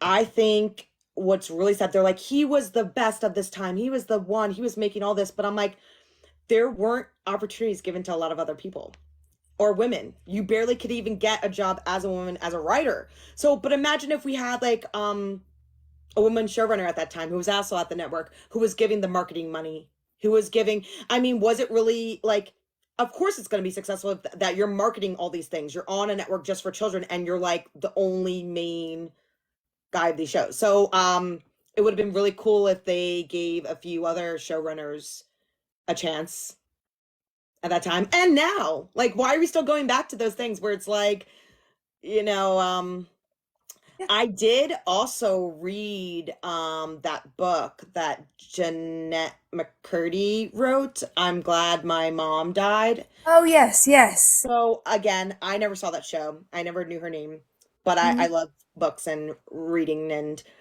it was a buzz topic. So I said, let me give it a try. It's a phenomenal book. It's written so well, and she breaks it all down. And an interesting part of it is that she wanted to get into directing, and I think there was some chances she might have gone with it, but there was a lot of chances where they were hindering that. Um, and I'm like, that would have been great to have people who worked on the shows become directors and become showrunners and change that system a little bit. Oh And yeah, I mean Amanda Bynes might as well have been Tina Fey but young. So if she had been able to write or get involved in what could we be missing out? Every single person who talks about her in retrospect talks about her as if like a truly gifted eye for what could be new comedy, and they Britney Spears her. Like she's not yeah, a person anymore. oh man, it's really upsetting. That's a really I it's a really interesting way to say the Tina Fey thing. That makes complete sense. And that would have been really amazing, like to have her, shepherd her own type of show, or like someone who's like, I understand children because I was one of these stars and I can make those types of shows. I'm very on the fence right now about children actors. I don't know. I don't think I've worked with that many in myself. Like I was never super interested in those kind of stories. I do think like being on set is very hard and difficult for all people of all ages, and a lot of it is insane and is It is unnecessary. excruciating. And whenever there are kids on a set that I'm working on, they do not enjoy all the waiting. It's not as exotic as they think it's going to be. I went to a taping of a popular show, Fuller House, with a friend because they really loved the show and they wanted to see it. And I said, I'm very like adventurous. I was like, shit. Whatever. Sure, sure. And it was cool, actually, a woman who, I don't remember her name, but she was an actor. I want to say on like one of those shows, like Family Ties or something. Oh, wait. Hold on one second.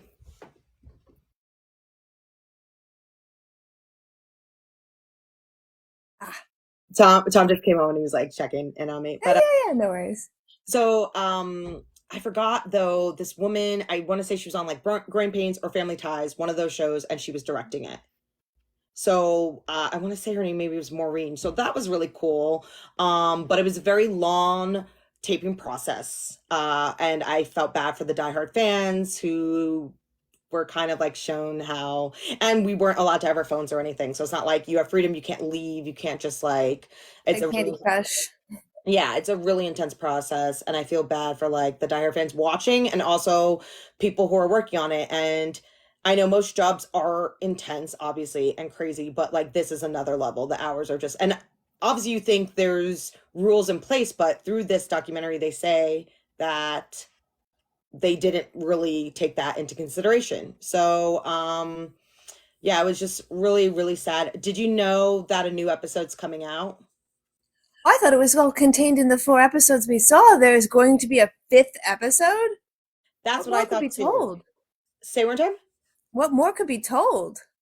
I mean, I've heard from some people they could do like more another a couple other seasons and like on Oh, other different things. shows. But Oh, I do think there is one coming out. I'll message you. I don't know it's 100%. I think I it's want to. confirmed that it's supposed to come out next weekend and it's supposed to be like the aftermath. Ooh, okay, that would be very. It did feel like it ended a little bit without a kind of coda, so I could see them maybe putting something together at this point. Very interesting to Well, wait like multiple weeks and then put a coda out.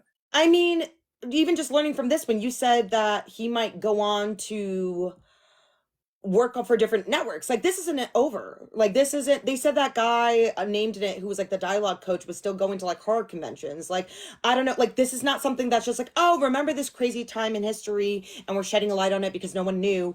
No, this is something that's still like hasn't really wrapped up in a sense. And I think a lot of, I don't know, I'm not the person in charge to like be the what justice needs to happen. But I do stand by, if we're going to make things, we do need to allow other voices to be in charge, and especially women, and especially a lot of the talent that came up from those projects. And I mean, and also I know he made a YouTube response video to the Yes, docuseries. Did you get to yes. watch that? I didn't want to, so Same. I didn't. I don't care. Yeah. So it's interesting because like what we're saying is a freedom of speech issue. Like, should people still be able to make art even if they were once accused of something that our court of law has given them their due time and they were found not guilty of? And that's way more simplistic than what's actually happening here, is because there is a finite number of voices that are going to produce media that's going to reach out nationally.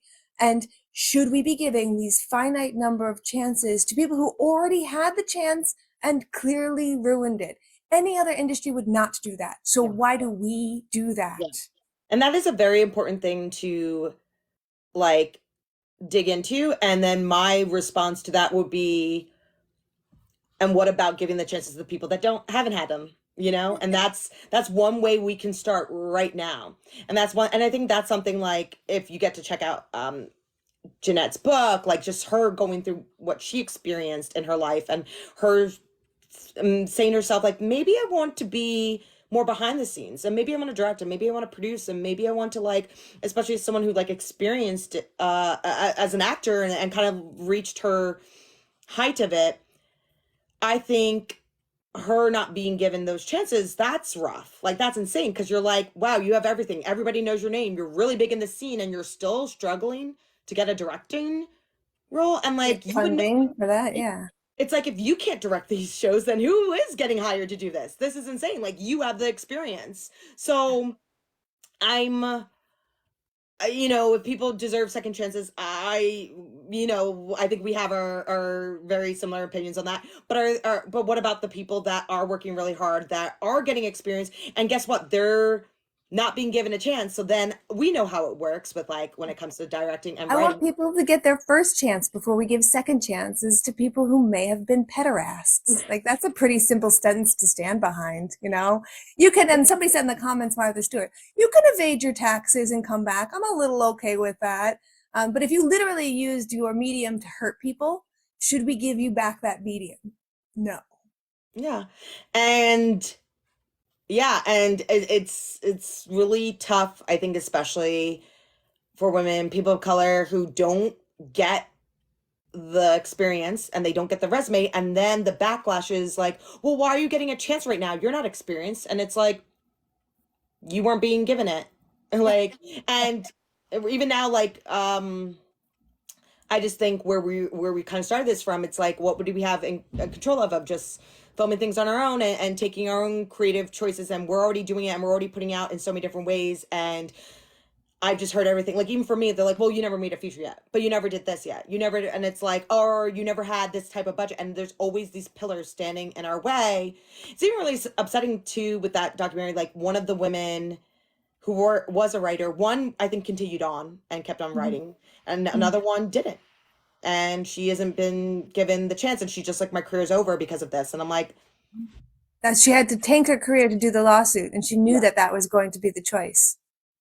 But now Yeah. I'm like, do you think there's a chance for her to like come back? I do hope that that's the kind of thing that comes out of documentaries like this. We start to ask these questions, you know, and people reach out to like, oh, I saw you in this thing, and you wrote that episode. Hey, do you want to come work with me on this? And again, that's that networking thing where like, why do a documentary where you're not getting paid that may not behoove you to say a difficult thing in front of everyone? Well, A, it's the right thing to do. And B, maybe putting yourself back out there again will lead to change in the system. Yeah, absolutely, absolutely. I do want to say, like, I completely understand why it's so hard to speak up in this business, and to this day, like, even people I've talked to who are just like, I don't, it's not my place to say anything. If I haven't seen it, I don't know. There's a lot of scarcity going on. There's He's a such a lot of, nice guy when I've been around him. I don't know what they were talking about. Yeah. yeah, and See, all it's, the people who wrote those letters in for the guy when he went to yeah, court against Jake.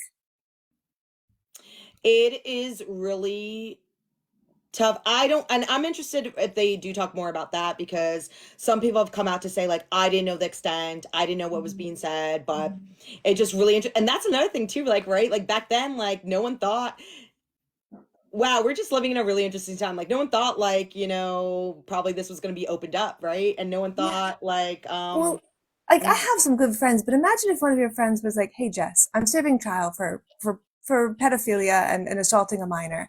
You know I didn't do it, right? You'd be willing to put your good name up for this, having no context or experience for anything that would justify whether you knew this happened or not. But you'd be willing to put your name on the line, right? Because I might give you a job later on if you do. Like it's this transactional Hollywood bullshit that makes America so mad at Hollywood and calls it this like nepotistic cesspool, and you're like you get super angry about it. Yeah. yeah, it's so upsetting. And also it's like, well, look at all these other people that said it, like, look at it, like, so then you're like, well, I don't want to be the odd man person out, I don't want to be the one who's not supporting when everybody else did, I don't want to be ostracized, You I can don't, tank your career for no reason. yeah, there's like, hopefully a friend and I, we went through something not about the same subject. We had a pay issue with a show we worked on, and for years we did not want to talk about it because we were just like, we're not going to get hired again.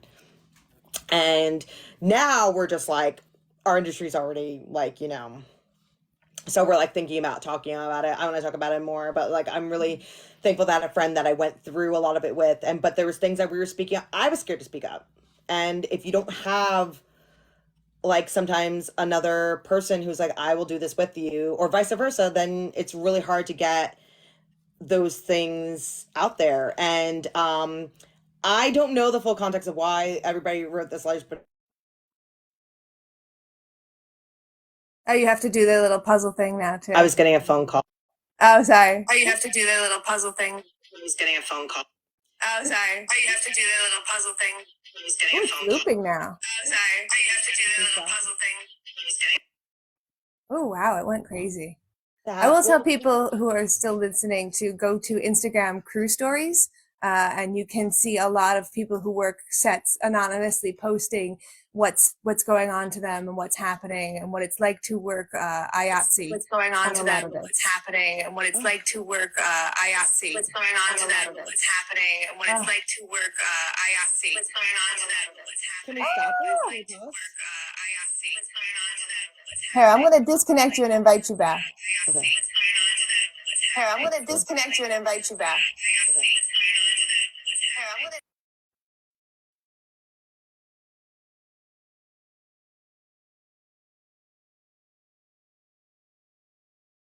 Hopefully, this will help fix it. We are approaching the end of the live stream as well. We're going to be maybe just another couple of minutes here, and let's see. Yeah, I broke it, Murphy. Perfect. I'm very good at breaking stuff. That reminded me, someone said earlier, I think it was probably Murphy, watching like Nightmare on Elm Street and like Child's Play. I watched that. Nightmare on Elm Street 4 has this weird like time loop thing that kind of was like reminded me of this, where they're like, they keep on repeating this one moment. And I'm like, are we getting time looped right now? It's just a glitch of the matrix. Yeah, we were glitched out. I'm sorry. I think I was getting a phone call, but I canceled it. That's why the hard part is doing this on your phone sometimes. You're getting like things, Yeah, and I try to like shut things off and like turn off notifications, but thank yeah, you so much. Any I get final thoughts before we close up? We got 5 minutes left. um I'm glad we got to talk Kwanzaa, and you did mention IG stories to check out. What was it? Cruise stories. Sorry. I do crew stories. The I could pull up the exact But if you type in crew stories on Instagram, you'll find one. I believe the logo is a picture of the IATSE Yeah. logo. Yeah. I Murphy's Musings, I do love Dream Warriors. That's number three. I think I saw that one probably out of order first, and that one really sticks in my head. I watched Dream Warriors a lot. I like Nightmare on Elm Street movies. It is Crew Stories IG for Instagram, so that'll get you Yeah. the picture of the. It's a their avatar is one of those things that you see when you're going to set, one of the yellow uh, arrows that tells you where holding is. Yeah. So I'm sure you're aware, but anybody else, IATSE is up negotiating their contract now. Yes, fingers crossed for them, because if there was ever a group that's involved in making film that I have constantly seen get taken advantage of to such a degree, it really is the crew. They really do get treated like garbage, and they work so freaking hard. Yeah. Obviously smart. I'm not an IATSE, but I know so many people in it, and they make everything happen. And they were super supportive for the writers and Yes, actors on yes. strike. So, and they put up with a lot of things, and they And if get they to strike, so will the actors again. Like, there's absolutely. no filming without these guys. Absolutely. So, I guess everyone like stay tuned and follow that Hmm. information because the industry is in a very odd place right now, and it hasn't been as active as it typically has been. And so we'll see. And there's a possibility that I actually might go on strike this summer. So that's what I've been hearing a bit. I'm definitely refreshing the trade, seeing what's going on, and connecting with others. And yeah, it's good to listen to their sides. I think when people think of like Hollywood, and sometimes when they think about writers or actors, they're like, well, you get to play make believe or pretend, and but these are blue collar jobs, and they're great, and they're awesome. So yeah, we'll see what happens there. Yeah, and like there's just so many people working on a movie. When you think of what it's like to be an actor, you're imagining what it's like to be the one and the two on the call sheet. Like, look into the scene of every scene you're watching on television. That person who's always at the desk next to Stabler, that's the same person. That is a working background actor consistently showing up for some, like, have you ever walked in the same circle in the same room for 10 hours? Just and again, Yeah, yeah, it's really exotic, the yeah, filmmaking, but that's necessary. So much yeah, stuff goes in. It's a whole freaking village. Even just the people who are feeding you on set every day. Like, yeah. God, to stop filming hurts so many people.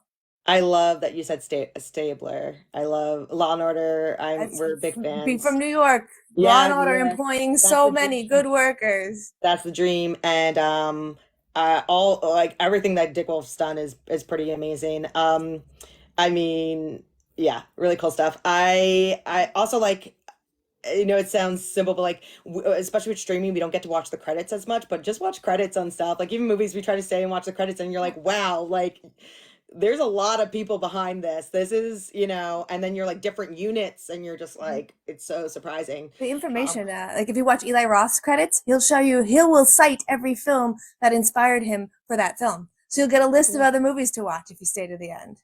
Wait, really quick, what was going on with the production company logos for Late Night with the Devil?